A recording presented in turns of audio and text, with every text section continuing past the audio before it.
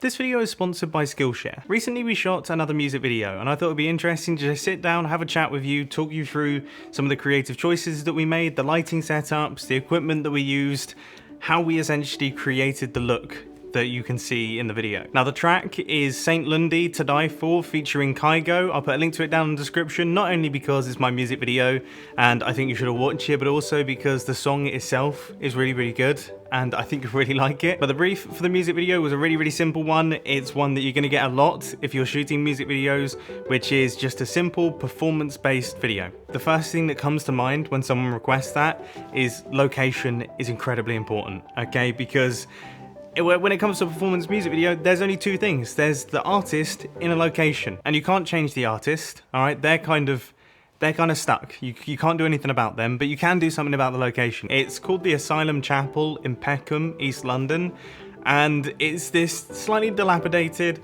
slightly falling apart old chapel that just looks really cool. It's got the stained glass windows, it's got loads of texture in the walls.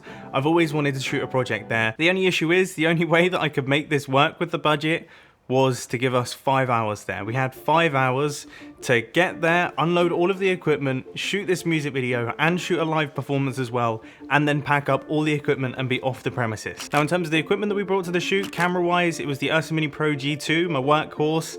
It's the one that I've been using for the past year and a half now.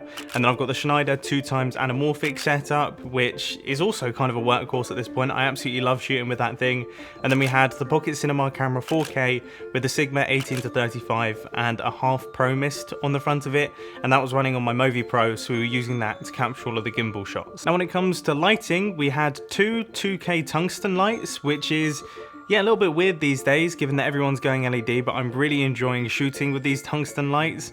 And then we also had my Nanlite Pavo tubes because I don't do a shoot without bringing the Nanlite Pavo tubes. Now one extra piece that we added into the mix was my little Pocket Cinema camera original, the absolutely tiny one, and I was using that to do Super 8 film emulation. We also went off and shot some landscapes and some kind of contextual stuff, just some extra bits and pieces to mix into the music video to give a little bit of extra visual interest, you know, a little bit of spice to add on top of the performance. What am I, 50, referring to things as spice? That's ridiculous. Now my main goal in terms of lighting was just to create contrast using color temperature.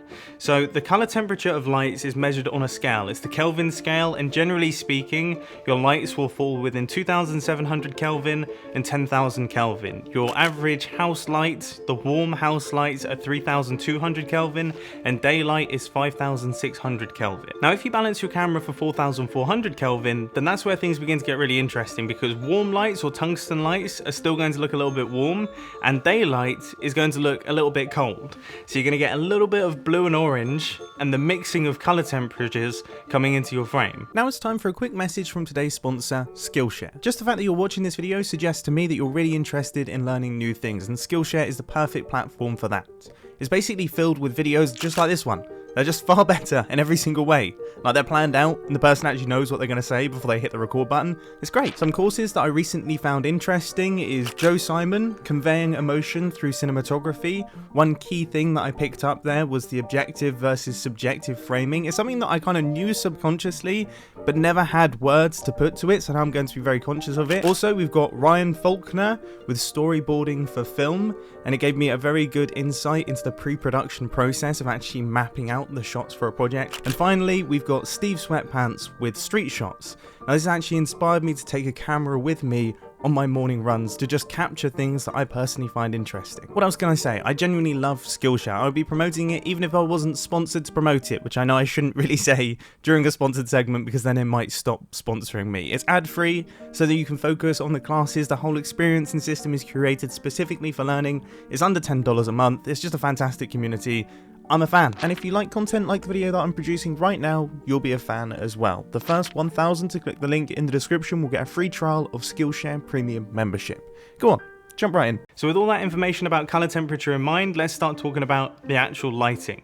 And first things first, when we arrived at the location, I grabbed the hazer and just switched it on. So for all the wide shots, the setup was pretty simple. I had a 2K tungsten in the corner pointed at Archie. That was the key light. Obviously we've got all the stained glass windows across the top, letting natural light in, and that's of a cooler color temperature. So we've got the warm tungsten, cool color temperature coming in from the windows. You've got plenty of haze in the room. And then just to light up that back wall just a tiny bit more because it was looking a little bit muddy, a little bit uninteresting, a little bit flat, I grabbed myself another 2K tungsten and just blasted that up the side of it. And that created contrast, you know, added depth, and also it balanced the image a little bit better because originally the wall was looking a little bit too cold. It looked a little bit strange. So just warming that up a little bit added plenty of balance to the image. So the wide's really nice and easy. When it comes to the close-ups, we essentially moved that 2K tungsten in a little bit, grabbed ourselves an 8x8 diffuser, and then to really emphasize that color contrast, I got a Nanlite Pavo tube, set it to 6500 Kelvin, and I put that in as a kicker light behind him, so just catching the shadowy side of Archie's face. And that means that we got a really nice transition from the warm key light gradually going into shadow, and then we get that blue highlight on the back of the face. So it goes warm, shadow, blue. It's just a really nice looking combination. You know, not only do you have the color contrast of the blue and the orange, the two opposites on the color wheel, but also you've got the actual contrast of light and dark. So it's definitely something that I'm going to be carrying forward into a lot of my projects. Don't get me wrong, I've used it quite a bit in the past, but this was definitely the most prominent example of it. And I'm really proud of how this turned out. You know, I know it's only a performance-based music video, but I think it looks good.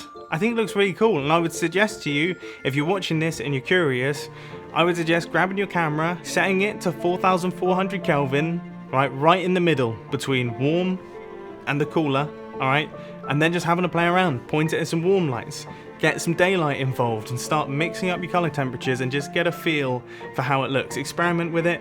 I'm sure you'll end up with shooting something cool. But anyway, I think that covers just about everything. If you have any questions, then please do let me know down in the comment section. I'll try my best to answer them. And of course, if you haven't seen the video, please do watch it. Once again, not only for the actual music video itself, to check out what I've been up to, but also to listen to the song, because I genuinely think that you're going to like it. And yeah, I want to send as many people to Archie as possible because he's an incredibly talented musician and he deserves it. So thank you for watching, and I'll catch you in the next video. See ya.